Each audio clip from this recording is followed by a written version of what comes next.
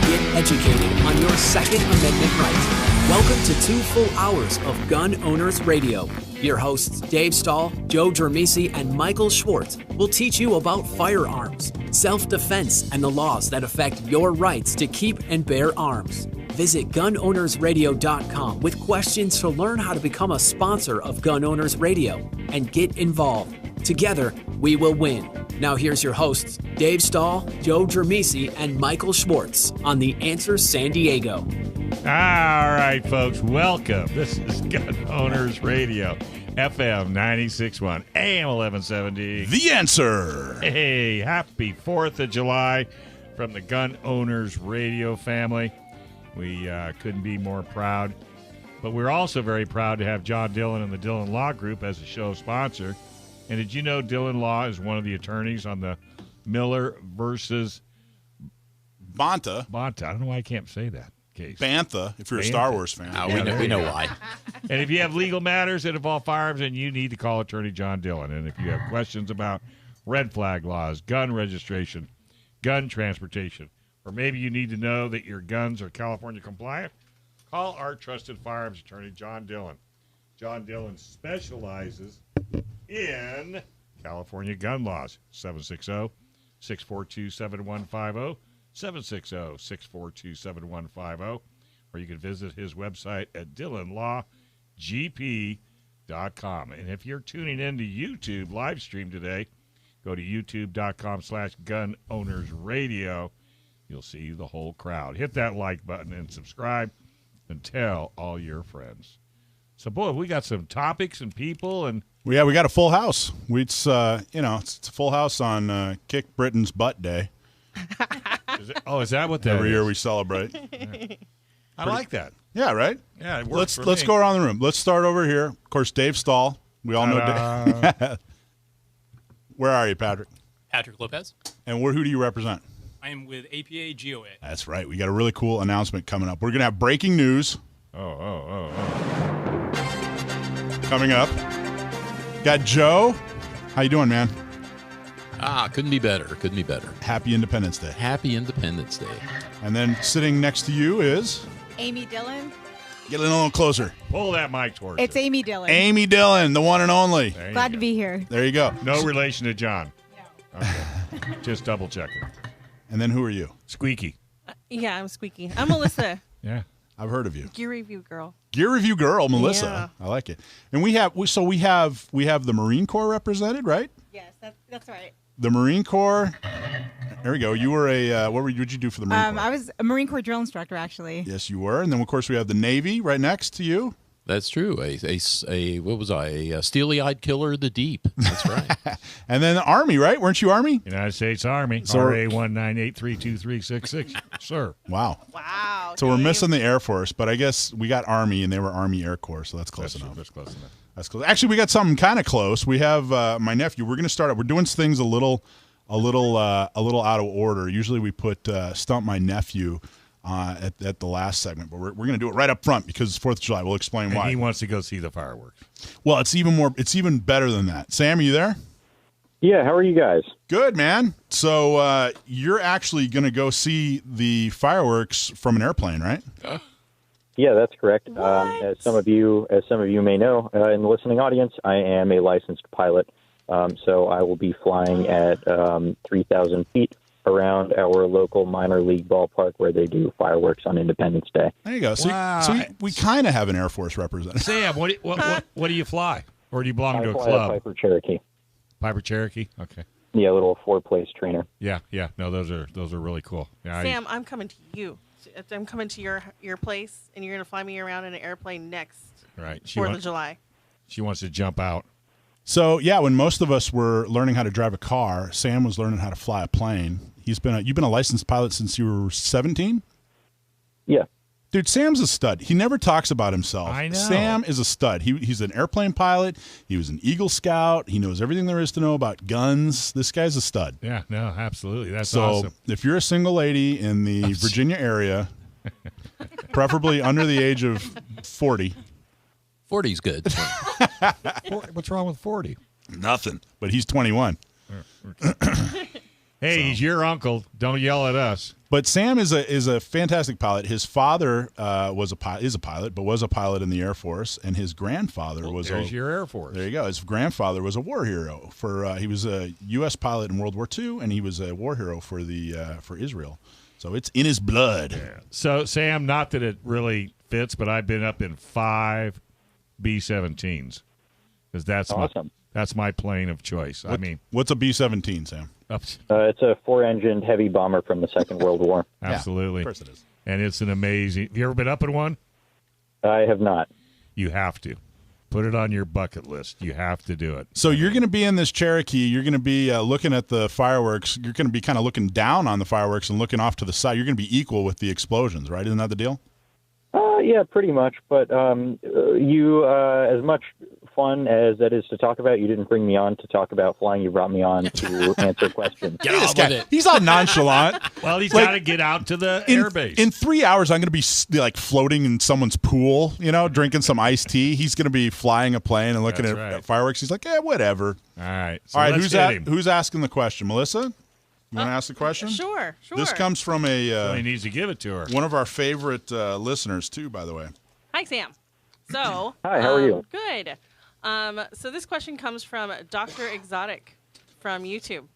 He's a really good guy, too. Question is, what... You're going to need to lower your piece of paper. Oh, that's right. I have a camera in front of my face. Sorry. What was a culverin? Or... Culverin. It's Culverin? Couleuvrin or Culverin. Okay. What about this gun is its name derived, and why might it be of interest to an exotic animal veterinarian like me?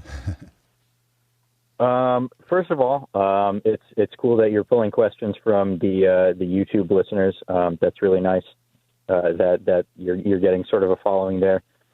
Second, I have to say, I've heard this term before. I know it comes from French, but I can't tell you what it refers to. I'm lost on that.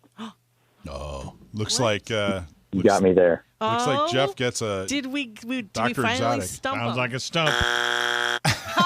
Dr. Exotic, if you're listening, you're gonna get. You not only do you get a T-shirt or a hat, whichever you want, but you're gonna get a. You're going to get a front site membership. So if you don't already have one, you're going to get a front site membership. Or if you already have one, you're going to be able to transfer that to somebody for stumping my nephew. Way to go, Dr. Go Jeff. ahead. Go ahead. Read his explanation. The weapon had a relatively long iron barrel attached to a long, straight or curved wooden stock, which was held under the shooter's arm. It was this stock that gave the weapon its name, derived from the French word culver, or grass snake. And what exotic animal veterinarian doesn't love snakes? Oh, I hate snakes. The culverin fired solid round shot projectiles with a high muzzle velocity, producing a relatively long range at flat trajectory. There you go. So it was a simple ancestor of the musket, and in time cannons actually adopted for use by the French. So you got the French part right, but oh well, man. All right, well. Good enough. You can't get them all. Well, there you go. It's a really interesting question. Yeah. All right, my friend. Have a happy Independence Day. Celebrate beating the British. Say hi to your old man and your mom, and we'll talk to you next week. And everybody listen out there, send in a question. Again, if we use your question on the air, we'll give you a hat or a shirt. If you stump my nephew, which is rare, but it happened today, you're going to get a front site membership, which is a lifetime of free training. Pistol, rifle, shotgun, carbine, all kinds of cool stuff. Everybody listening, stay tuned because we have some breaking news that we're going to talk about next. Absolutely. And next, Asian Pacific American Gun Owners Association. So don't go anywhere. Over the last year or so, violence against Asian Americans has become a thing, which sucks. I wish there was some kind of group that would make it easier for Asian Americans to defend themselves. Oh, wait, there is. Here today are the leaders of the Asian Pacific American Gun Owners Association with a big announcement. Breaking news coming up. But first, self-defense and emergencies can happen to anyone, and there's no guarantee that the justice system will be on your side. Gun owners should have coverage for the legal battles after your self-defense battle. while you protect your family and protect U.S. Law Shield is here to defend you 24/7, 365 days a year with a comprehensive self-defense coverage at an affordable price. Bad guys don't take days off, and neither does our coverage. And guess what, Gun Owners Radio listeners? You can get a free T-shirt when you join. Use promo code GunOwnersRadio at uslawshield.com. All right. So we have breaking news.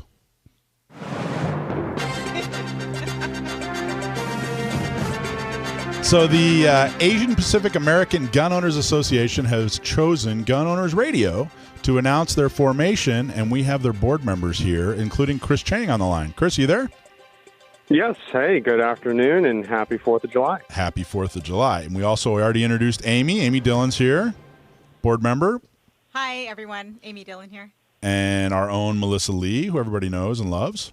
Thank you. And then, of course, Patrick Lopez. You're here as well. Hello, You guys are all founders of the Asian Pacific American Gun Owners Association, which is, it's APAGOA, right?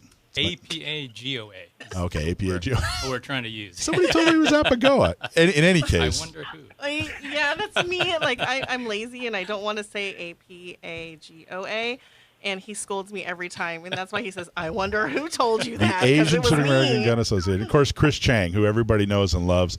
So, Chris, let's start with you. What was the catalyst, man? What made you guys start the organization?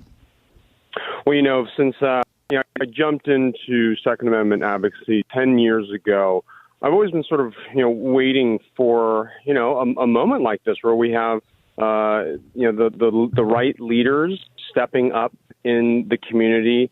And, the racist attacks against Asian Americans over the past year and a half has been sort of the unfortunate catalyst. But I think with the APAGOA leadership, we're going to see something really good, come out of all of this just hateful attacks.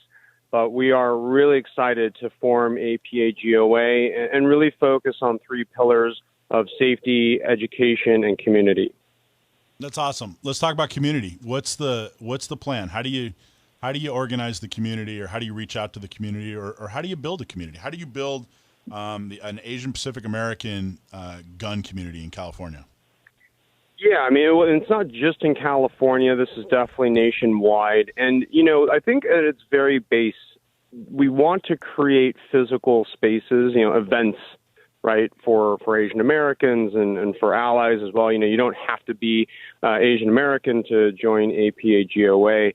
And so the leadership team has a number of great ideas and great events coming down the pipeline, everything from, live fire, training sessions, social events, networking events, and, bringing Asian Americans. And again, it's Americans from all walks of life and different races and backgrounds who want to come and meet like-minded people who support gun ownership.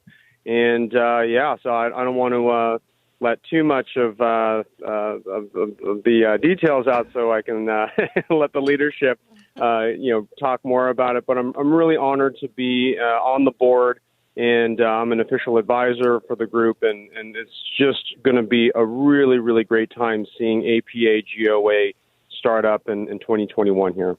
So, Patrick, what made you get fired up about this idea? So this is something that for me started in March, and I was just out with my brother-in-law, some of his friends, just shooting, and it came out of that, and it was just a great experience, just hanging out with some friends. And like Chris said, there's a lot of stuff that's happening around that time. The Atlanta shootings were happening, lots of reports of anti-Asian violence and hate crimes, and on top of that, just increased gun purchases, just in general, and also increased gun purchases from Asian Americans. That was also around the time in March where Chris Cheng was speaking at the Senate hearing, Senate Judiciary Committee hearing, and all this stuff was just floating around my head. And one day something just clicked. I thought, hey, there should be a group for Asian American, Asian Pacific American gun owners. And originally it started kind of like a question, like, shouldn't there be a group that exists like this? Because it seems like such a common sense thing.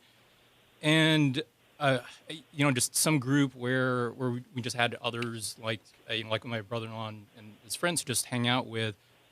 I started looking around, and I was kind of surprised that I didn't see any group like that already existed. And at some point, the idea of a nonprofit and an educational group just got stuck in my head. And the more I thought about it, the more it made sense. Especially with these new gun owners that are purchasing firearms out of fear, out of a need to feel safe from everything that's going on. To me, it felt important to see if I could help provide some educational resources to those folks. So, Amy, why is it important? Why is it's the Asian Pacific American Gun Owners Association. Why is it important to have an Asian Pacific American organization? Like, why didn't everybody just say, hey, you know what, we're going to get involved with the NRA? What's the advantage of having the I almost said APAGOA. I don't want to get yelled at. Of the Asian Pacific American Gun Owners Association. I think specifically for the Asian Pacific American community, there are a lot of cultural differences within the community that I think are important for Asian people to identify with. So, an example of that is like just the language barrier in itself. Within the Asian culture, there's many different Asian languages that are spoken, and a lot of Asians that are in the United States don't speak English as a first language, for example. And so I think having a sense of community and a place where they can identify with the people within that organization, such as APAGOA, will make it easier for them to find the resources and information that they're seeking, especially as new gun owners. I think you're absolutely right. I think that's very well put. Melissa, what do you like best about the organization? The name. I'm still struggling with that long name, but I'll get used to it. What I think that attracted me to this is that they're directly trying to help out the Asian Pacific American community. We've also created like ways for us to communicate better with people with language barriers, because like a lot of people don't speak English, and maybe that's the reason why they're not, an outspoken gun owner, because it's a huge language barrier. So in that, we have created the 4 rules of gun safety, but we've actually had it translated to, Tagalog and Chinese and Japanese so far. So, and we're going to have more resources for other languages as well as time goes on. So say all of them in all 4 languages. Yeah, you were putting me on the spot. How dare you? So, Chris, what's the stereotype? When it comes to the Asian American community and guns, what's the typical stereotype that you run into? Yeah, I mean, I think the stereotype is that Asian Americans are not gun owners, which is the farthest thing from the truth. And so the whole point of APAGOA is to normalize gun ownership within the Asian Pacific American community. And, like most people, we want to see people who look like us and who look like us that are engaging in, all sorts of fun, recreational, responsible, lawful activity like, owning a gun and exercising our Second Amendment rights. And I think there's been this latent, a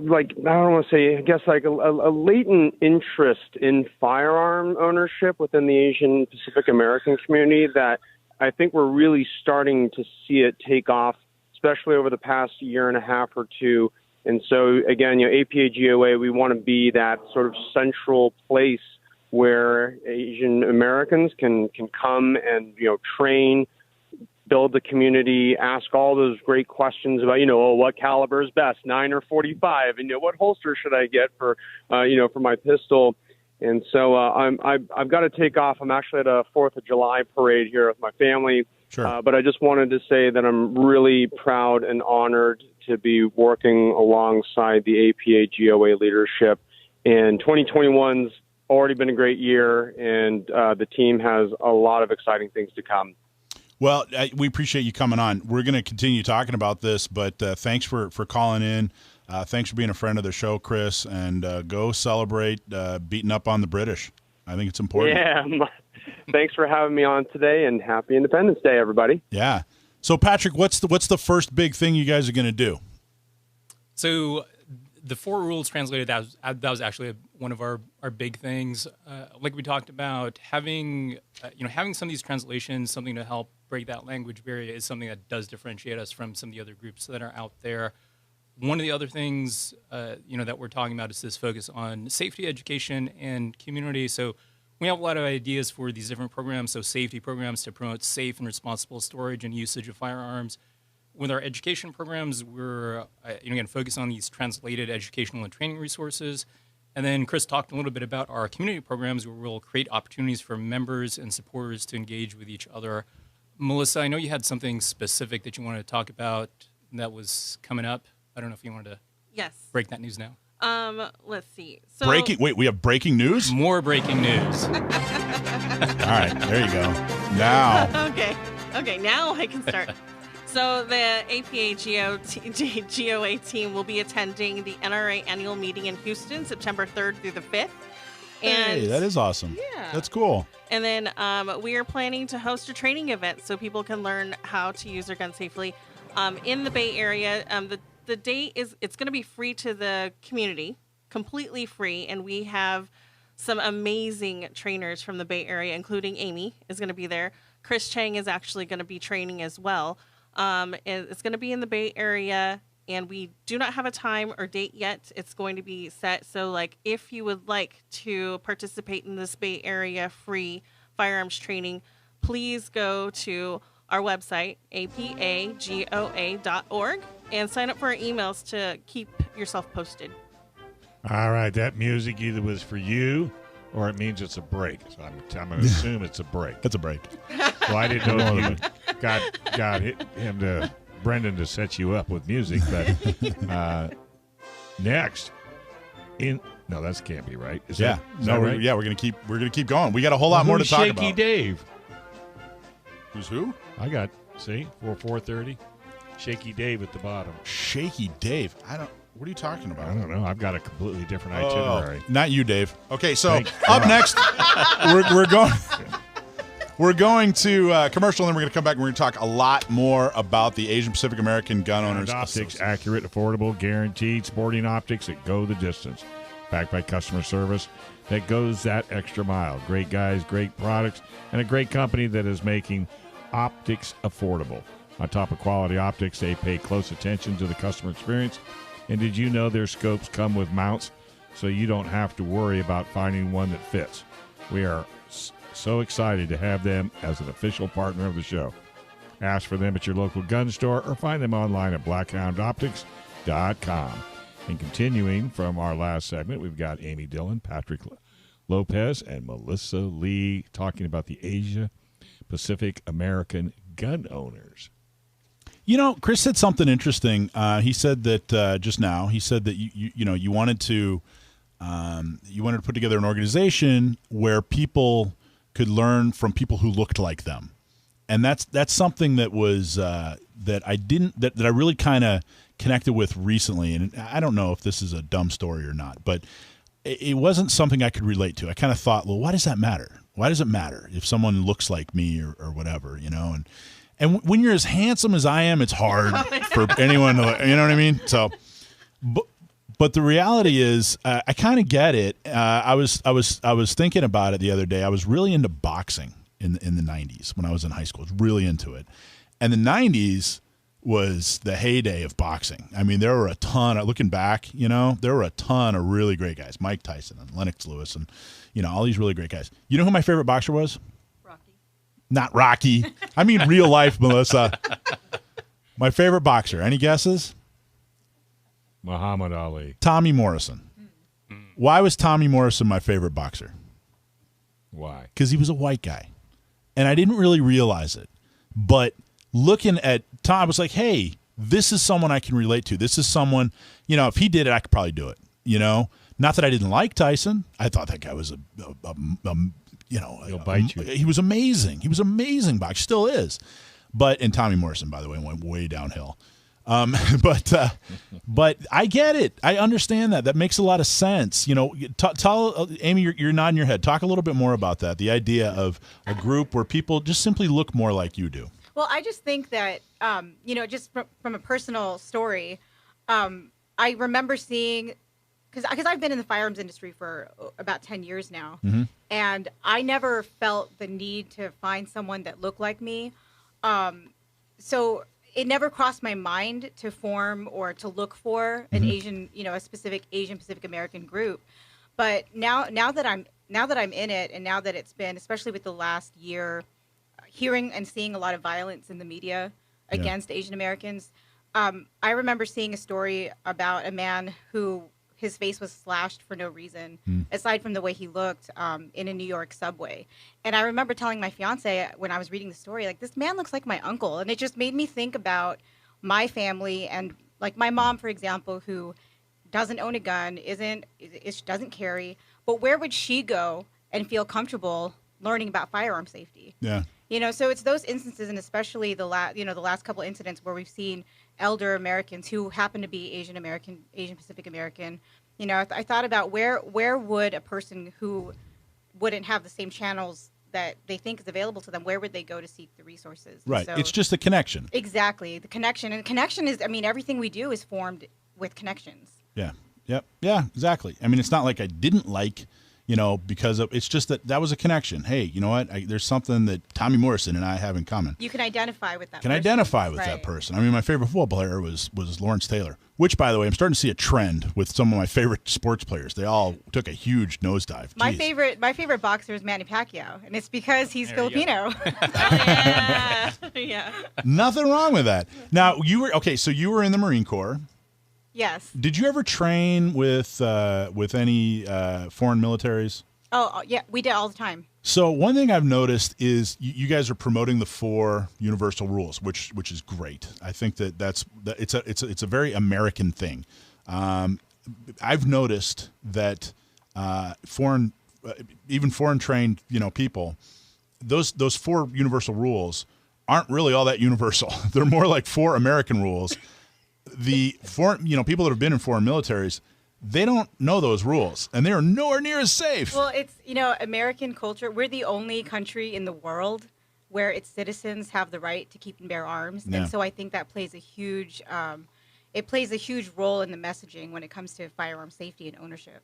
Have you noticed that though when you were training with foreign militaries, you get muzzled more and? Oh. Yes, I've got stories for days. I don't think we have enough time, but actually, no. I'm all kidding aside. I did notice a big difference with foreign military firearms training versus. There's a reason why the United States forces are the ones that go and train foreign military when it comes to training. And there's a lot of places where I've spent training foreign military because they've specifically sought out the United States to train with. We're the best. We're the best exactly. with guns. Just ask the British on the 4th of July here, right? Bunch of drunken squirrel hunters beat the crap out of the entire British military because we knew how to shoot. Dressed in red. That's right. Not hard to hit. So we also have, Melissa, we have somebody on the line. You want to introduce? Yes. On the line we have Vincent, who is our director of community. You there, Vincent? Yeah. Hi, everyone. Hey, Vincent, how you doing, man? Good. How are you doing? Good. So talk to us about the Asian Pacific American Gun Owners Association. What's your number one priority in your role? Number one priority is to engage with the community, build the community aspect of the organization. So I would like to think of the organization kind of from a high level as we are simultaneously a resource where, people don't have to even interact with us before they, learn something from us or find a resource on our website or, whatever have you, right? So providing a resource. And then the second part is providing a community, as was just discussed. So how do you do that, Vincent? How are you going to reach out to the Asian American community? How do you? I was going to say, how do you target the Asian? You probably don't want to. No pun intended. But how do you focus on? There, that's better. How do you focus on the Asian American community? Yeah, good question. That's the challenge, right? it is a challenge, right? Finding people who don't know that they want to find you. Wow. And, you know, that's something that we're figuring out along the way, but also it's through this kind of, you know, making connections, right? This kind of networking and you know, getting to know, building an initial community and then building out from there, asking community members, hey, like, how can we branch out to this particular community? You know, what kind of materials or content would be, you know, particularly engaging for that subgroup?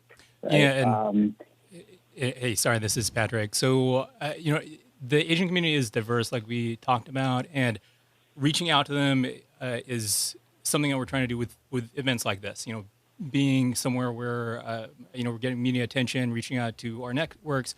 It's you know, this is really more than individuals, but it's amazing to me to have the support of people like Chris, people like Amy, people like Melissa, people that are in the industry. And we're just starting out. This was an idea in my head in March. Here we are 4 months later, you know, on the radio. It's amazing. We're just getting started. Like we're really trying to you know, push our message, connect with others to help spread the word, and that's really how we want to try to reach the community. You know, but the idea is, I'm you know, from my perspective, correct me if I'm wrong here, the idea is you want to read far fewer stories about Asian Americans being attacked and far more stories about Asian Americans being trained and armed and defending themselves. Exactly. right. Mm-hmm. Yeah. Right. I think that's a worthy goal. I think that's an awesome, you guys are off to an awesome start. And again, that's a very, very worthy goal. And, yeah. So, are you going to focus in California? I mean, how do you can't focus on all 50 states? So, what you know, what's that look like? Do you have a single state plan and a 50 state plan, or what do you think? We have a lot of. Well, you have a motorhome, so you can focus on the whole country. I'm the official travel. No. We actually have a lot of long-term goals, and we've been meeting since Patrick founded the foundation. We've been meeting every couple weeks, it seems, every two, you know, weekly. In the beginning, we were meeting every week to talk about how we're going to grow the community. Setting up the website was very important because that was going to be the focal point of where our members can get in touch with us. We've actually, even without any advertising, we've had a lot of media outlets contact us already. And so that's been really awesome. We've been very well received. The feedback we're getting, just like you were saying, you know, this is much needed. We're excited to be a part of it. Chris also, he was profiled in Recoil magazine, I think last month, and he mentioned us, so we've got a lot of hits on our website from that article. Recoil's the best. They're a Those really guys great are so supportive. Mark right? Hahn and John Schwartzy, great guys. And you know, and even with just the individual things that, for example, Chris, myself, Melissa, that we do within the industry, that we try to take an opportunity to always share about APAGOA. And so for any of the listeners, apagoa.org is where you can find more information about us and even get in touch with us there. And donate? Can we donate to you guys yet, or how does that work? We're working on that. Yeah, That's we're okay. working on it. All right. Yeah, we're brand new. But, you know, definitely we can't say, hey, we're going to, you know, right from the start say we're going to be everywhere in the U.S. for every type of firearms owner. We've got to start somewhere. You know, the folks that are here today, we're from California, so it's, you know, a little bit easier for us to start here, but we're not saying, hey, we're just California. We really are looking ahead. Awesome. And if you can be successful in California, you can be successful anywhere. Yeah, exactly. Yes. So you're starting in the right state. Trust me. Right. All right, folks. This is. Oh, don't forget. Now you got the right outro. And it still makes no sense. But next in studio with Shakey Dave to talk about competing in the shooting sport with Parkinsons. A lot of people might think that it would be impossible to handle a gun, let alone compete in the shooting sports with Parkinson's disease. In studio is David Smith, a.k.a. Shakey Dave, to talk about it. But first, are you tired of your money going to big tech companies with First Amendment issues like Amazon, Google, or Apple? Well, check out Free Speech Alternatives, conservativeeconomy.com/gun owners radio. You can shop electronics, home goods, office products, and something you won't find on Amazon. Guns. And there's a lot more. When you shop at Conservative Economy, you also help Gun Owners Radio. Just go to conservativeeconomy.com/Gun Owners Radio. That's conservativeeconomy.com/Gun Owners Radio. All right, in studio guest, David Smith. How you doing, bud? Great. How you doing? Living the dream, my friend. Living the dream. Now, you and Amy know each other, right? You didn't just meet on the air here. No.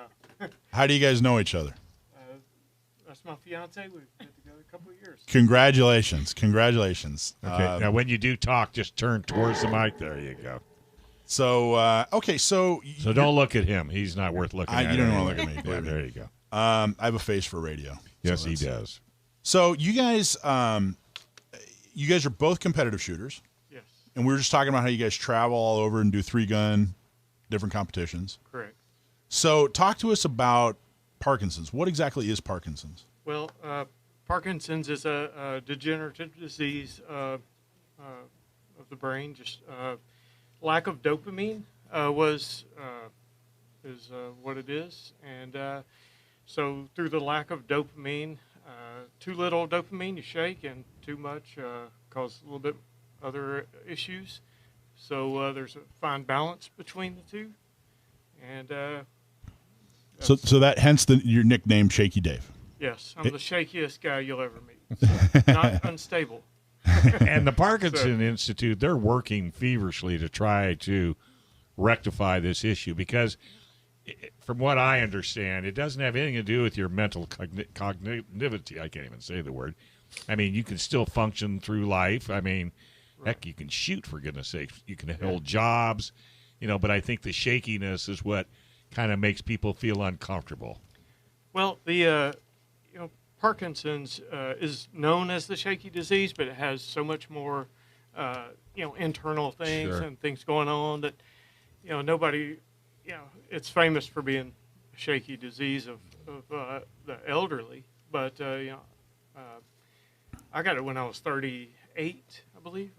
And Was it like you woke up one morning and all of a sudden? started with a twitch. My trigger finger actually was a twitchy finger, and it just. They said, "Oh yeah, it's just gonna." And you just thought you were getting better. I thought I had nerve damage. Oh. And so then, within a year, it was all the way through my body. In the parts of the brain that control my feet, my head, my jaw, both hands, arms. It was virtually every muscle group. So. Right. Does shooting make it go away? Because I hear a lot of times people that have Parkinson. Either they play a piano or Yes. they sing or they play an instrument. Yes.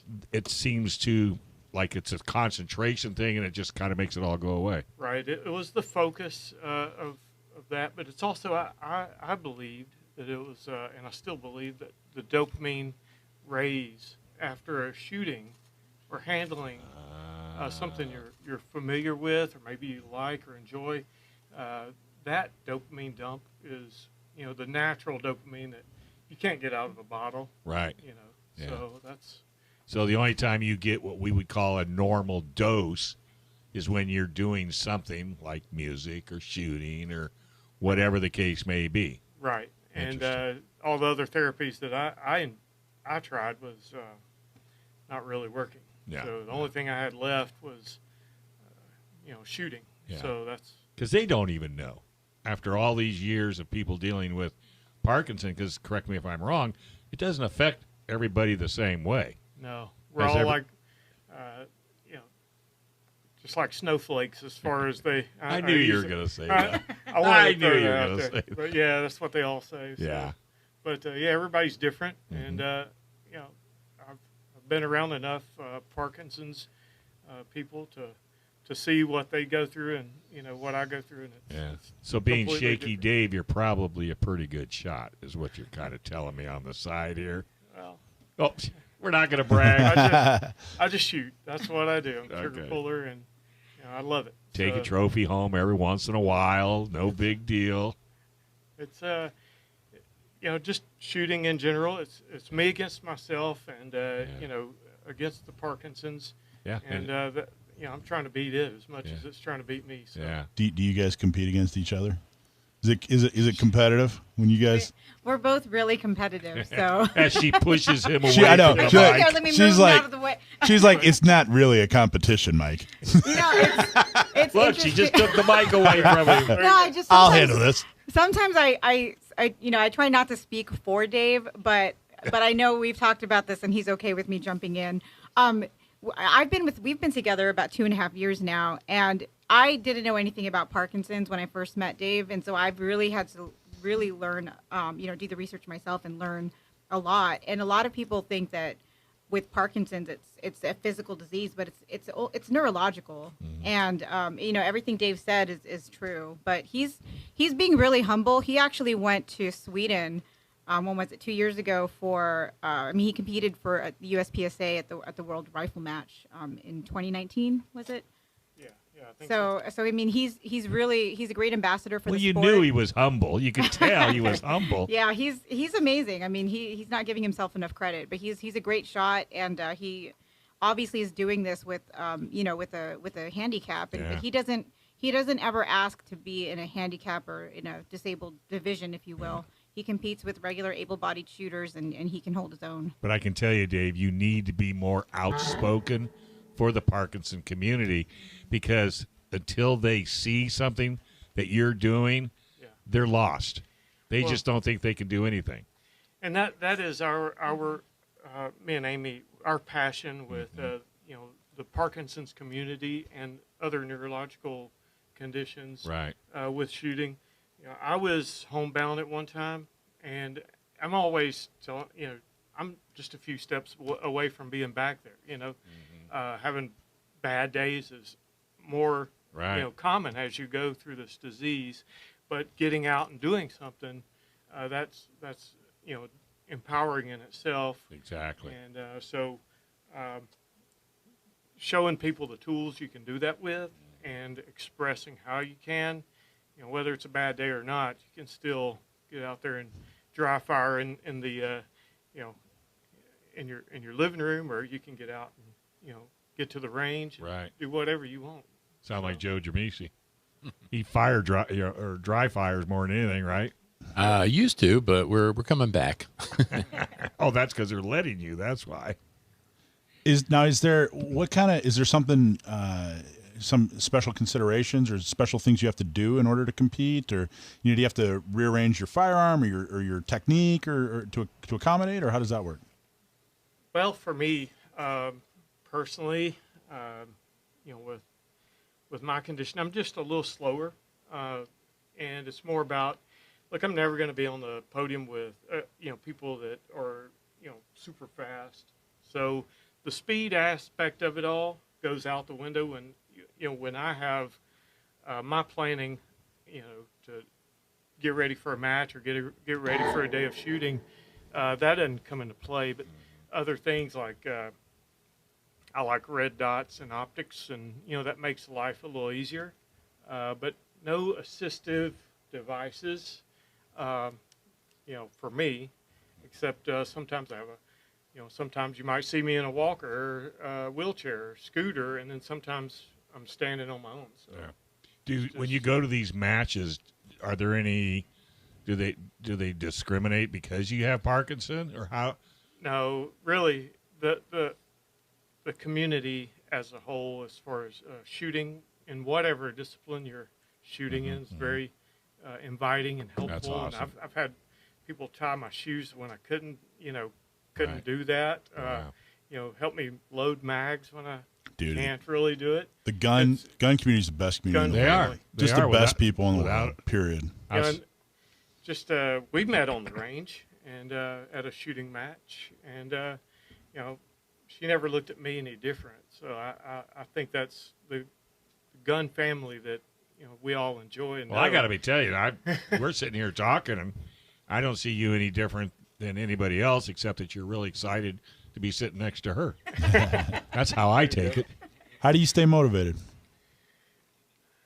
Look, I have a lot of goals, and whether it's shooting or family, whatever it is, and you just have to get out and do what you want and what you believe in, You and only what you got enjoy. one life. You only got one. I mean, I just want to be like everybody else and have a family and Sure. and shoot guns when I want. Have you thought about, to stay motivated, have you thought about marrying a drill instructor? I have, and promises that we'll always have a bed made. Marine Corps. Yeah. They're strong on bed making. So Yeah. I can't do it. I can't do it anymore. So. Nobody could bounce a quarter higher than Amy, let me tell you. You're the intro. So, Which Joe Dramisi's going to talk about Independence Day coming up next. But first, maybe you've heard of Mike Lindell and My Pillow. Well, his company was banned because he stood against the cancel culture mob. What happened to My Pillow is not right. Our freedom of speech is just as important as our freedom of self-defense, and we are thrilled to support an American company like My Pillow. In fact, if you go to mypillow.com and use code FREEMARKET3, you'll get up to 66% off America's best pillows. They will give you a great night's sleep. Enjoy the satisfaction of supporting companies fighting against cancel culture. So that's mypillow.com and use the code FREEMARKET3. So Joe Dramisi, tell us about your pillow. Well, it's an independent pillow, but I actually have My Pillows. They're pretty good. Maybe I'll do a product review on that in a couple weeks. I have My Pillow too. that's a pretty good discount. I may have to look into that pillow. Yep, highly recommend. But yeah, it's 4th of July, so the article this week was about Independence Day. And no, we're not going to talk about another bad movie. Oh, The movie's great. Hold on. Come on, that was a great movie. Welcome to Earth. Yeah, it's right up there with Red Dawn. What are you talking about? Right up there. But no, I thought it's Independence Day. Aside from an excuse for me to actually make dogs and burgers over real charcoal, be a good time to just kind of reflect on things and take a look at our independence, our freedom, our liberty, which is under vigorous attack around the country. So it'd be a good time to talk about that, not to be depressing. But, if you look at what's going on nowadays around the country, I mean, we have a president. I don't know if you guys saw this last week where he talked about, because he's constantly mocking the Second Amendment, the Constitution in general. And, he said we would, what did he say? We would need nukes and F-15s to go against him, or go against us, is what he said. And it's very much an us versus them with these people. It's like we're the government, we're the elites, and you guys are being ruled. So, it's a good time to talk about this today since, 245 years ago, the country decided that we'd had enough of being under a tyrant. So we declared independence. So that's kind of what we're talking about today. And, in California, if we look at it from a Second Amendment perspective, I mean, we're real familiar with what's happened to us in terms of loss of freedom and liberty and that kind of stuff. Just from the Second Amendment viewpoint, we have firearms out here that we are not allowed to buy, that everybody else in the country is allowed to buy. One of the most popular sporting rifles across the country, we have to modify it, make it less safe, make it less functional, unrealistic taxes or unconstitutional taxes, I guess, and fees and regulations, all to inhibit, I guess, or discourage people from owning firearms. And it goes a lot further than just the Second Amendment part. If you look at everything that's happened over the last year with the COVID stuff, loss of liberty, loss of freedom of worship, freedom of association, even the things going on with the vaccine type stuff now, showing your papers, are you vaccinated? When I went in, I had just an annual visit with the doctor the other day, and he'd asked me, "Well, are you getting the vaccine?" I said, "No, I looked at stuff. I decided, no, I'm not going to do it." And it was funny because he said, "Well, I'm not going to try to convince you because I've tried that with other patients and it doesn't seem to be working." But the approach that he took, though, after that, and he's a good guy. It's just, he's saying, "Well, I don't want to see you end up with COVID in the hospital and stuff." So it's that fear thing. And then the other thing was, he said, "I don't want to see you not be able to do certain things that you might want to do because of this." So in other words, the restrictions of your liberty and stuff to force you to do something, to comply with something. And we were talking about electric cars before the show. Yeah. And the electric Jeeps. and the push in California to to make everybody have electric cars. So if you think about it, aside from it being unrealistic and not workable, the electric car thing is a short, not a short term, but it's something that you're going to be using around town. Basically, the things they can't hold a charge. You only get so many miles out of it before you have to recharge it, and it's not like you can pull in somewhere, recharge for 10 minutes like you're getting gas, and then keep going. So realistically, if they push that kind of stuff, aside from not having enough power to charge the things, since we can't barely keep the power on now, but they require people either to have 2 cars. You'll have another car that you want to use for traveling somewhere, and an electric car to use around town. Or the more likely thing is your travel will be restricted, which again is things that dictatorships do a lot, or dictators do a lot. And so I was thinking about this in the terms of independence. I'm reading a book now by a woman named what's her name is Yin-Mi Park is her name, and she's written a book called In Order to Live, and she escaped North Korea with her mom and her older sister when she was a teenager. She's about 28 now, I think, and she ended up in New York City, and ended up in Columbia University, and she was appalled by what she saw there, the wokeness, the anti-American stuff. And if you read her book, the things that she's describing that went on as a little kid, she was describing what they had to do there, and the control that the government had on every aspect of their lives. It is chillingly similar to what you see going on now in this country. The policies that the left is pushing right now, the administration is pushing, it's identical to what they do in North Korea. The only difference is in North Korea they're further along, but the ideas, the principles are exactly the same.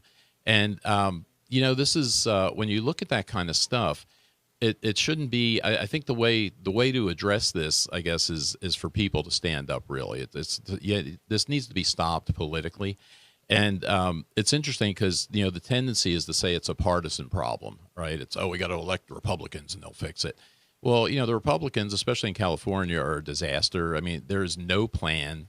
There's no strategy. Most of them don't even know there's a fight going on. What? And this is my shocked face, Joe. Well, yeah, I confirmed that again at an event last week where I talked to several of them. And yes, there is indeed no plan. No strategy. They don't even know what they're in a war. And, and I've come to think now it's not really a partisan thing. This is an American issue. And it's time Americans need to step up, and this needs to get stopped politically.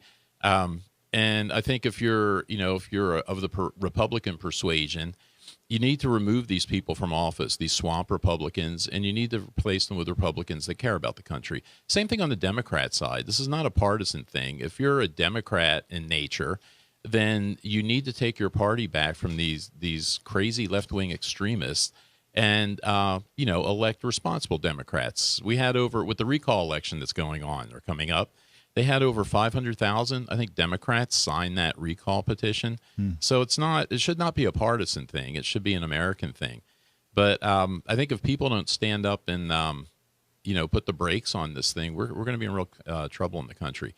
So I think Independence Day is a good day to reflect on that, look at where the country has been, look at our history that NPR was mocking today, by the way, with the Independence Day stuff. NPR? NPR, yes. Mocking patriotism? That we fund. Can't believe that. The only reason they're on the air is because they take taxpayer money. But it's a good time to just look and take stock of things and the kind of future you want to be in and get involved, do something.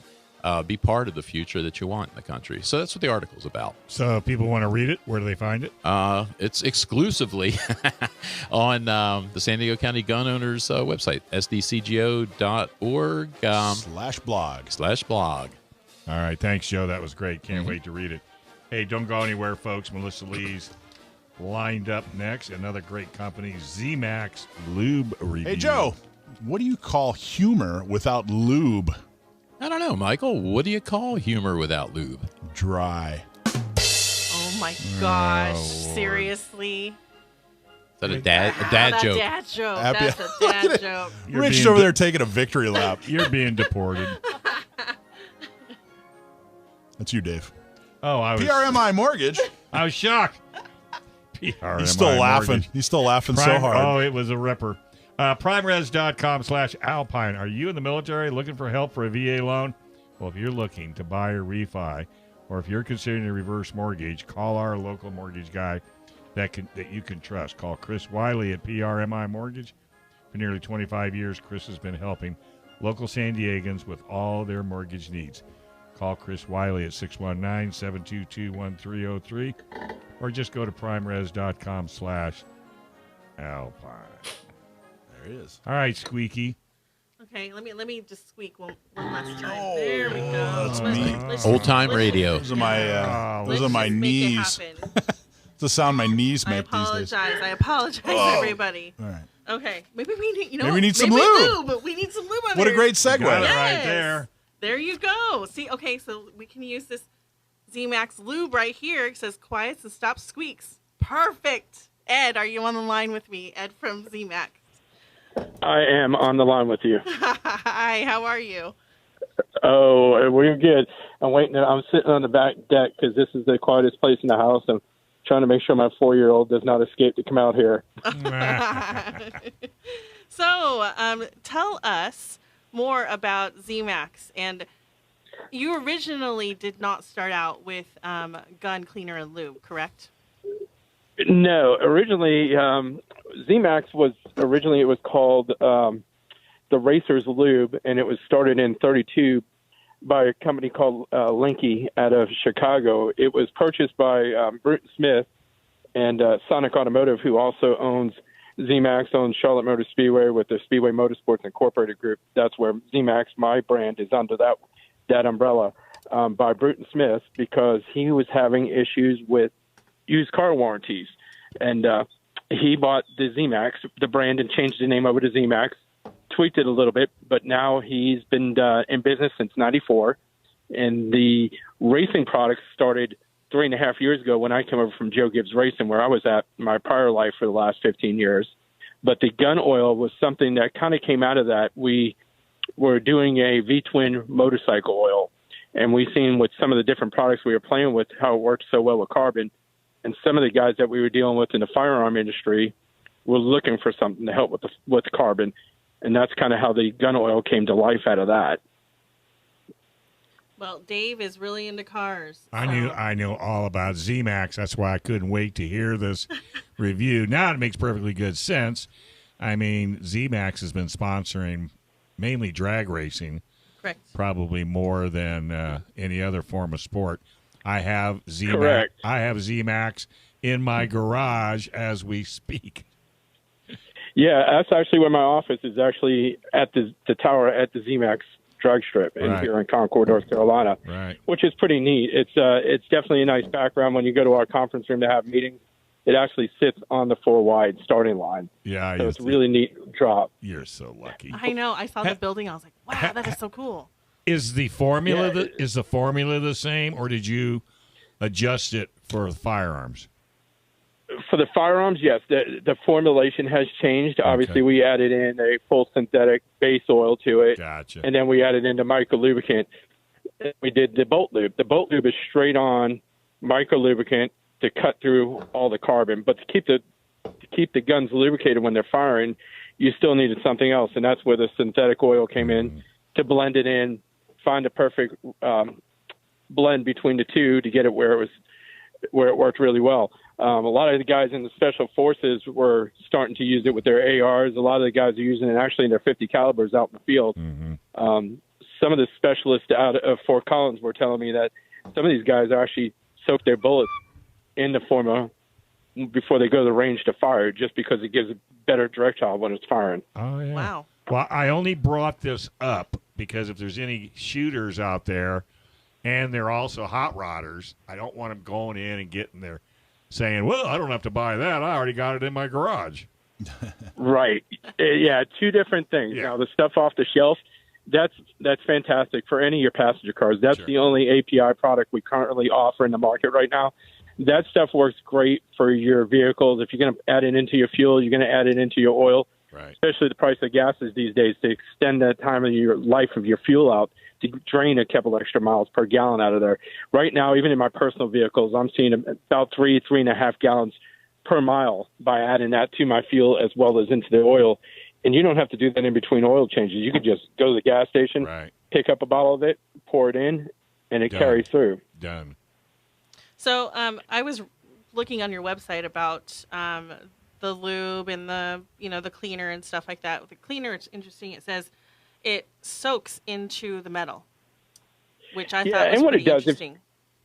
Right. It finds peaks and valleys because if you ever look at a metal surface and you look at it and go, wow, that's smooth, every part of any metal that's out there has peaks and valleys in it. If you look at it under a microscope, and that's what that's doing. It's finding all the peaks and valleys in there, and it's filling that to keep the corrosion inhibitors from going into your metals and rusting things out within your engine.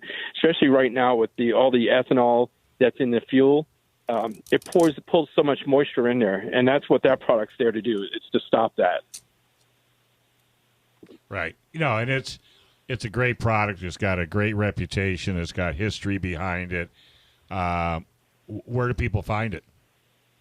You can find the gun oil. You can go into any of the retailers and ask for it. If your current retailer does not have it, ask for it. It will get out there. You should be in Bass Pros, Cabela's right now. Any of your local gun shops. We're starting to go more into it's starting to grow a brand out there where people are starting to know what the product is, because when it sits on the shelf, you get 100 other products sitting there that we're up against. So, but with what we've been doing with the brand is taking it to people like Melissa and people that are out in the field that are shooting in these gun clubs and putting product in their hands to make believers out of it, versus everybody else sits their stuff on a shelf and just hopes that it sells. With us, we're a little more proactive than that. Right. Nothing sells better than, hey, what do you got there, Melissa? That's right. Exactly. And you know what, too, is like they are actually going to be my product sponsor for my ladies USPSA match in November, which is kind of cool. Thank you for doing that. When I was looking at your website, what I found really interesting is that you got all these categories: automotive, heavy duty, and I was like, what's heavy duty? And I was like, oh, semi-trucks kind of thing. Small engines like lawnmowers and such. Aviation, I was like, wow, aviation, you guys really set the bar high for your oil. I think you have to be diverse. In the company, the way it's growing, that's kind of like how they brought me in, because there was another division they wanted to grow. They wanted to go after all these grassroots racers that show up at our racetracks. SMI owns 7 racetracks, 7 NASCAR tracks, 4 dirt tracks, and 4 NHRA tracks. They were going after all of that grassroots business, because that same guy that shows up the racetrack to race his car down the strip, 9 times out of 10, he has a firearm. So I think people are starting to understand you got to take care of that firearm just like you do your everyday automobile. If you don't put oil in it, you don't do the proper maintenance, you're going to have problems. Yeah, without a doubt. Well, my thought was, if it's good enough for a race car, it should be good enough for my gun, Well, it's the same. It does the same thing. It's a lubricant. And it's just under a different. I mean, you take an NHRA top fuel engine that puts out 13,000 horsepower, and what's the temperature of the oil in a NHRA car? I mean, NHRA pretty much. A lot of those guys, you go to top fuel in the drag races. Those guys are putting out high temps. They're probably seeing as fast as that thing's moving down the track with the fuel that they're running, because they run a nitro of 70. That stuff is just like burning propane through your engine. Yeah. So, it does. It gets up over 300 degrees. Same thing in a race car. When we'd go to Martinsville to race, we'd be running around there 500 miles looking over 310 degrees. Easy. So, all day long. So I'm looking at what oil does. I'm looking at a couple of bottles here. I'm looking at your cleaner and conditioner, your bore cleaner and conditioner, and it's pretty simple. It says put it on liberally and wipe it off. So if I'm coming home from the range, I spray it down with the bore cleaner and conditioner, and then wipe it down. It says give it some time to let it soak in. Then you wipe it down, and that cleans it, right? Right. And then I put on, and then I got another bottle here, the Bolt Lube, that cleans, lubes, and protects. So then I wipe it down with the cleaner. Yeah, you just wipe it down with the cleaner, and then just go back with the Bolt Lube. You spray it on there, and that just keeps it all lubricated while it's sitting there. The bore cleaner is basically to remove all that carbon buildup from you being at the range all day and firing your weapon. It's just continually going off, and with the heat and everything, building that off. So you spray the cleaner on there, and then just let it sit for a few minutes, and then go back and just wipe it off, and it just cuts through the carbon without removing any kind of paint or hurting the surface of your firearm. So and then just go back with the lube. What's a degreaser do? I'll bet you that's a question a lot of gun owners have wondered and felt like they were. I was too much of a man to ask that, but now I got you on the line. What the heck what do I do with a degreaser? A degreaser is basically almost the same thing. The degreaser will build up, take off any kind of buildup you have.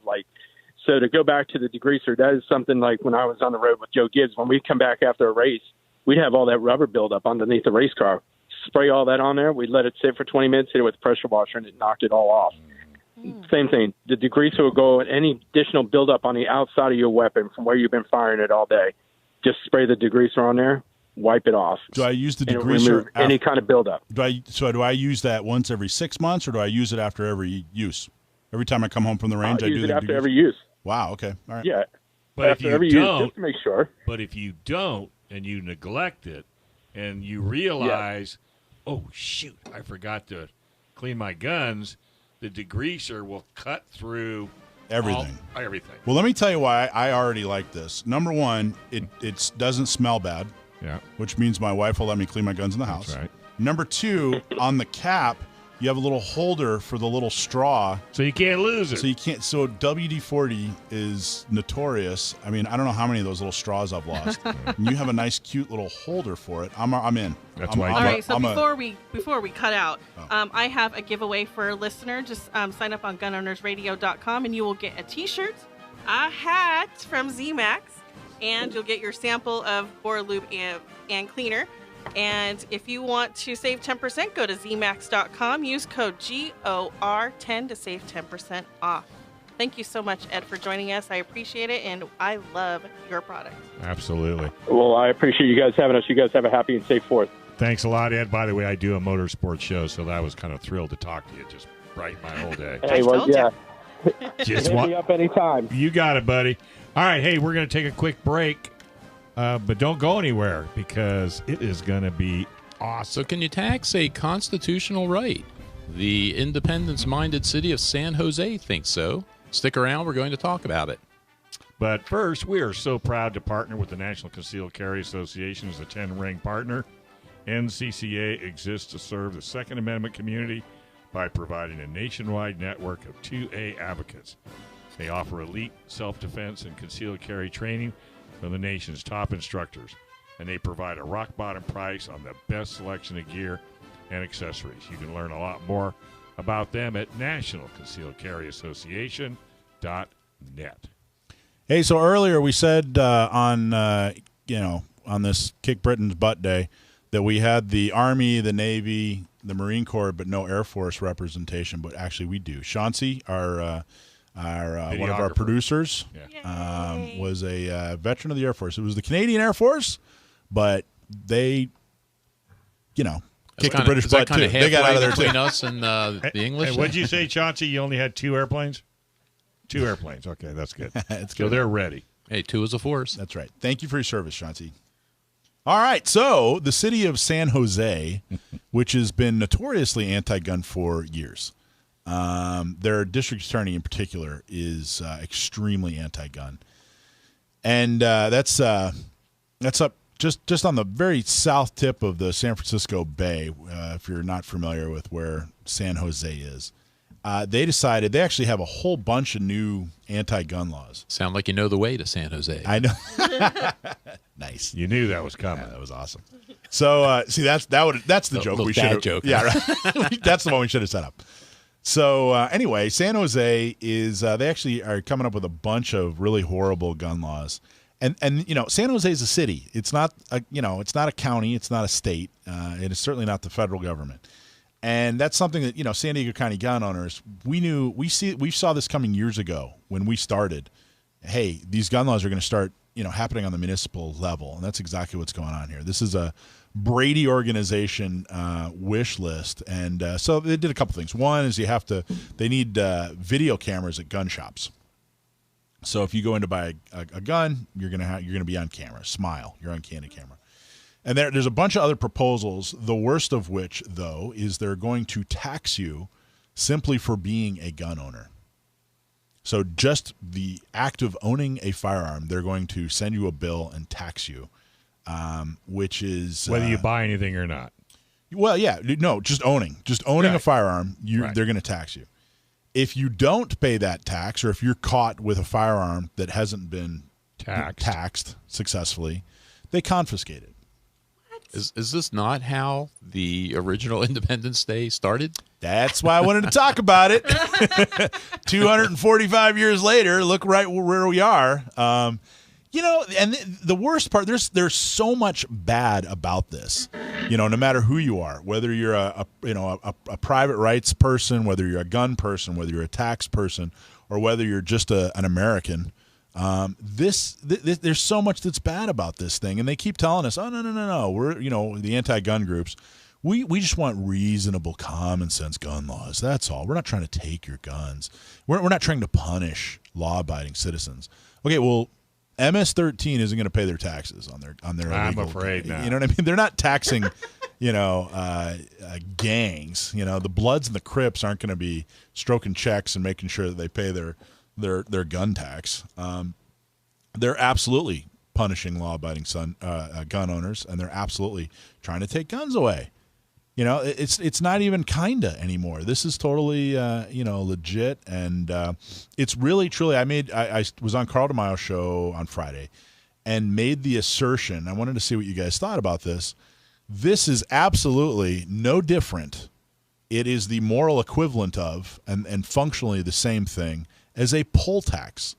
And if you're not familiar with what a poll tax is or was, in the South, in the southern states, they would actually tax people before they could vote. And it would, they disproportionately enforce this on African Americans. And the idea was to keep African Americans from voting. Right. So that they couldn't vote against the racist Jim Crow laws and that sort of thing. There's no difference here. And they're you can tell by the reason that they gave. The reason that they're giving is that, hey, the city of San Jose spends millions of dollars on gun violence. Therefore, for you to own a gun, you have to pay us back for this because it's your fault. Because it's your fault. Yeah, and what it does is disproportionately hurt the people that they're always saying they're trying to help. Yep. The people that don't have a lot of money, to where this is a big deal now because, if you have money, okay, another tax. If you're really, if you don't have a lot of money, saying every dollar counts, now this is a useless tax that, once again, you have to pay, or it keeps you from owning firearms, or it criminalizes your behavior again. But this goes beyond firearms too, because for anyone even who supports this, if they allow the government to do this to gun owners, what will they come after next? So It's setting a very dangerous precedent for just our rights as Americans in general. You do know they're going to start charging you by the mile what you drive. Have you heard that one? Yeah. No, I hadn't heard that. Oh, no. That's what Newsom's working on. In other words, because if he pushes everybody to electric cars, the only way to get you out of your gas car is charge you like $1 a mile, which makes you not want to drive to San Francisco. Which also forces you into public transportation, Correct. which they can regulate. Correct. Now you need papers. Correct. Now, okay, prove to me you're vaccinated. That's right. Prove to me this We'll push before you go. into an electric car, and you're right, we don't have a grid, so we really can't charge your electric car, but you need an electric car. Well, didn't they just say that the other day? If you had an electric car, you weren't supposed to charge it during the day or something? Yeah, you gotta and flex your Facebook power. whacked me. Oh, what? Facebook What happened? whacked me. Said false information. Oh, is that what that is? Not true. Because I heard that rumor I don't have an too. app for that. I don't have an app for that either, but if you... But it sounds reasonable for out here. I was very proud. And the thing is, the way to fact checkers got you. What I wanted to bring this up because it's the ultimate irony that we're talking about this on the 4th of July, because it's exactly what happened. And we're going to talk about independence. We're going to talk about the Declaration of Independence in the next segment a little bit, and talk a little bit about the history. And I'm actually going to read a section of the Declaration of Independence. Is that your mic drop? We're going to get there. So, but the thing is, the way to talk about this isn't to, call people names and, typical, libtard or whatever, darn liberals or they're blah, blah, blah, blah, blah. you have to explain to people that, hey, this is a civil right. Your right to keep and bear arms is a civil right. San Diego County Gun Owners is a civil rights organization. We are fighting for a civil right. And it's your right to self-defense. It's your right to defend yourself, to protect yourself. When we were talking about the APAGOA, which you guys are starting, you guys are a civil. He could say that because Davis wasn't. Yeah, because Patrick's gone. You guys are a civil rights organization. You're not fighting for a sport. You're not fighting for a hobby. The entire foundation of what you guys are talking about is, hey, we're being attacked. We're being attacked for the simple fact that we're of Asian descent. And in order to defend ourselves, what do you guys need to defend yourself? What's the most effective tool in human history when it comes to self-defense? Firearms. Firearms. So here's another thing, too, about that San Jose thing. Isn't it true that they want to, or they're going to, make you have insurance in order to own the firearm or something like that? I think they were talking about that. But I mean, this tax is kind of the same thing. And if you look at, they assigned some enormously huge number, that like $65 million a year is spent on gun violence. And if you looked and break that down, there were some hard costs. Like, okay, if some gang member gets shot and ends up in an ER and they have to treat him, well, the city has to pay for that, right? That's a hard cost. But then there was like emotional, damage and, stuff like that, where they just inflated this ridiculous number. And so my fear, though, is that everybody's going to hear this and go, oh, no, gee, that's horrible. And they're going to throw their hands up in the air and wait for someone to sue. Well, I'm sure someone's going to sue. Someone's going to, some organization is going to sue. I'm sure that's going to happen. But you can't sit around and wait for that. It's coming. Because that takes years. You'll be in litigation. Well, for again, years. like you always say, it's far better to get the right people elected at the local city council level, so you don't have to deal with this kind of stuff in the first place. Yeah, well, and we have 18 cities in the county of San Diego. There's 26 cities in the county of Orange, and this is coming. I am convinced that the city of San Diego is going to pull this same ridiculous crap. Del Mar might try this. Solana Beach might. But it's not. What city's not going to try this? Santee. Yep. Oceanside. Escondido. El Cajon. Alpine. Well, they don't have a city council, but yeah, we do. Me. Mayor Dave Stahl. Darn right. But why? Why isn't Santee going to pull this? Because they have the right people elected in office. That's right. In San Diego, there are 9 city council members. 8 of them, at least, they're going to vote for this thing if it gets introduced. Irvine potentially could pass something like this. Some of the cities up in Orange County. But again, this is your civil right that we're talking about. This isn't a hobby. This isn't an interest. This isn't this is your civil right, your ability to defend yourself, to protect yourself, and they are taxing it. That's why it is so important for people to realize that laws like this will not change if we don't elect the right people, and that's why San Diego County Gun Owners is doing it for you. So become a member and get involved. All right, folks. We are going to talk about the fourth. Well, we live in a state where your self-defense rights are under attack.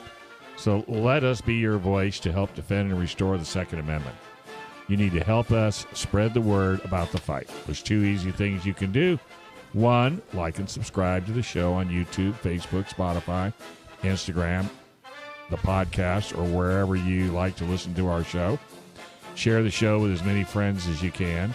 And thanks for tuning in. And remember, together, we will win. All right, so normally we do our Stump My Nephew, but we already stumped him today at the 4 o'clock hour. He's up flying around looking at fireworks. And we normally do the mic drop. You wanted me to do that? Oh.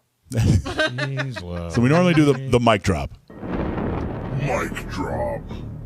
And I thought we'd do something a little bit different. The mic drop really is a couple minutes where we criticize a local official for being constructively criticize. Yeah, constructively criticize a local official for something that they're doing wrong. Normally, it's gun related, for their shortcomings, for their extreme shortcomings, and it being Beat the British Day, 4th of July, Independence. What I thought I'd do is I thought I'd read, not the entire thing because we don't have as much time as it would take, but I thought we'd read a little bit from what I consider the ultimate mic drop, which was the Declaration of Independence, which is that's what was drafted and then signed and then distributed on this day 245 years ago.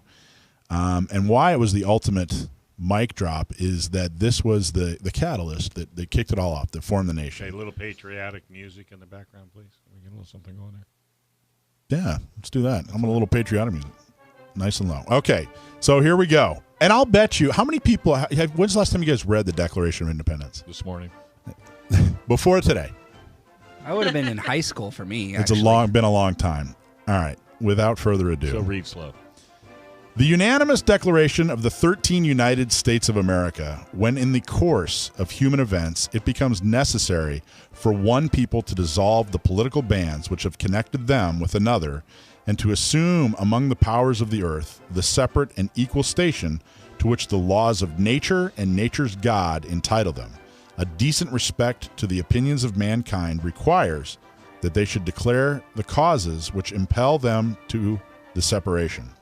We hold these truths to be self-evident, that all men are created equal, that they are endowed by their Creator with certain unalienable rights, that among these are life, liberty, and the pursuit of happiness, that to secure these rights, governments are instituted among men, deriving their just powers from the consent of the governed, that whenever any form of government becomes destructive of these ends, it is the right of the people to alter or to abolish it, and to institute new government, laying its foundation on such principles and organizing its powers in such form as to them shall seem most likely to affect their safety and happiness.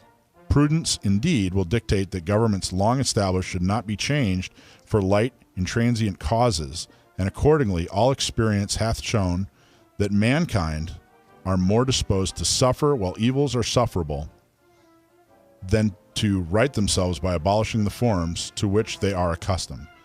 But when a long train of abuses and usurpations pursuing invariably the same object evinces a design to reduce them under absolute despotism, it is their right, it is their duty to throw off such government and to provide new guards for their future security. Such has been the patient suffrage of these colonies, and such is now the necessity which constrains them to alter their former systems of government. The history of the present King of Great Britain is a history of repeated injuries and usurpations, all having in direct object the establishment of an absolute tyranny over the states. To prove this, let facts be submitted to a candid world. And he goes on to, you can cut the music, he goes on to actually list specific things. And we were just talking, there was actually a whole section on slavery, which was interesting because this was written by Thomas Jefferson, who was a slave owner.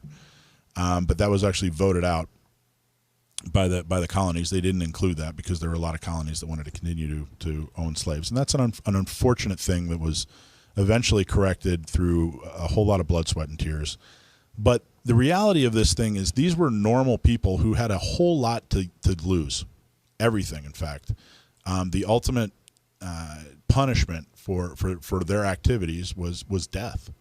And one thing that bothers me is that I hear people emphasize the part of this whole thing that was the violence. That hey, they took up arms and fought the British and that's the focus. And I think a lot of that is kind of romanticized and maybe even some dark humor.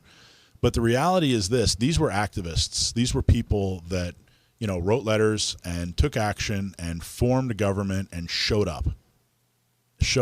They didn't just take arms and say, "Hey, we're gonna get to fighting."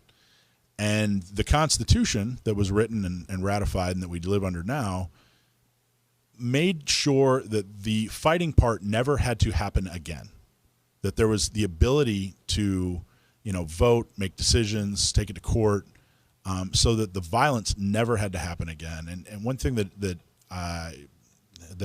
annoys me about our community sometimes, our gun community, is this the last few years, this boogaloo attitude. And if you're not familiar with what boogaloo means, it's kind of this tongue-in-cheek term for for armed revolution. Is really right. Is that an accurate description? Yeah, it is. You know, that's probably the most un-American thing you could possibly talk about. Right. And the reason is because there were people who did actually fight, and we just went through a year and a half. If you weren't going to pick up arms and fight back against the tyrannical government, you know, in the last year and a half of everything that happened, when the government told you had to stay at home and you know, can't travel without a vaccine, all these things that happened. Now, thank God nobody did, because frankly, you're a lunatic if you do. But the reality is, you got to stop talking about it. You know, you got to end it. Yeah, you have to realize that what they were doing with the with this document was putting forth the ability for people to participate in their own future and govern themselves. But you have to show up. You have to show up. You have to be involved. And we were talking a little bit about that with Joe's with Joe's segment. And, you know, when I hear people say, well, gee, if they ever show up at my house, you know, they're not going to take my guns. Okay, well, you've never even shown up at a city council meeting. You know what I mean? That's your plan, is to wait for them to come confiscate your gun and possibly fight back with violence? You know, there's probably 150 steps before that. And number one is getting to know who your actual representatives are, because that's the most American thing you can do. You know, when you have a representative form of government, you know, that was put together from a document that most people I know, especially gun owners, consider sacred. You know, the Constitution. And if you're not following that plan, you know, how much are you really honoring the people that really truly did pull triggers so that you could have a free country of the self-governed? Amen, sister. Amen. So I don't know. What are my assertion that the Declaration of Independence is the ultimate activist document? What are your thoughts? No, I think I agree with you there. They did not take going to war lightly, and I think that was an absolute last resort where they ended up. And remember what happened, you know, at Concord. They didn't actually fire a shot until that tyrannical government came and tried to seize, you know, their guns, their ammunition. Because back in the day, you know, the towns stored all that stuff commonly because gunpowder was a lot less stable. So they had buildings where they stored that stuff. And that was really the last resort. I mean, the last thing that triggered it. And, you know, hopefully we should never get to that point again in this country. But like you're saying, if people don't get involved, and like I was saying in the article today, you know, if you don't get involved and take a part in this, you can't just sit back, because the people that want to change some things, that want to, you know, in my view, destroy what we have here, they're not going to stop. And unless Americans stand up and stop them politically, you know, it could very well lead to that last resort kind of thing. But if, like I said, if you don't even know who your mayor is, exactly, yeah, exactly. You know, when I talk to people and they say, "Well, gee, gosh, I'm getting all steamed up," and you know, what are we going to do? What did you say? What did your representative say when you brought this up to him? I don't know who you're even talking about, Mike. Yeah, because I have the same thing. Because because you ask, "Oh, what have you done?" You know, nothing. And you know, so okay. You guys have all heard the phrase, you know, the price of freedom is ever vigilance, right? Oh yeah. And what does that really mean? You know, what does it mean to be vigilant? And to be vigilant, it means involved. You're really involved. You have to run your own life. It means knowing who your representative is. That's what it means. And it means not sitting around watching Fox News. No. And, you know, repeating platitudes. It means, hey, I got to go get involved. It means I got to stand up. I got to put time aside. You know, in order for me to be free, I have to actually literally run my own life. But well, and that's and that's what I advise people to do. You know, get involved at the level you're comfortable at in areas that you're comfortable with. Everybody's got a unique thing they can get involved in. All right, Amy's coming in hot. Yeah, I know. Yeah, no, I'm just you know, I'm agreeing with all these points, and activism, especially where it comes to the Second Amendment, really begins with just a phone call or an email to your local legislator. That's it. At the very least. And it's not hard to find out who your representative is. Because I think San Diego County Gun Owners. I was going to say, yeah, we're a great resource for all of that. But I just thought, you know what? There is absolutely no mic drop that I could have written that would have outdone, Thomas Jefferson's mic drop. So I wanted to read a portion of that. I invite you all to do the same, and of course, get involved in San Diego County Gun Owners. And if you're listening on YouTube, on the podcast, hit the like and subscribe button and share the show with as many friends as you can. And do us a favor, support our sponsors, San Diego County Gun Owners, U.S. Law Shield, the Dillon Law Group, Seal 1, PRMI Mortgage, Blackhound Optics, and National Concealed Carry Association. I want to thank Joe, Mike, Sam the Gunman, Melissa, Amy, and that Lord of Sound, Brendan Thomas. And if you have any questions, concerns, or you want to listen to the podcast, go to gunownersradio.com. And remember, we can't change if we don't get involved.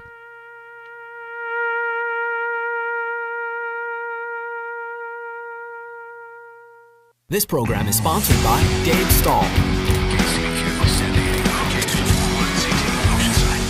96.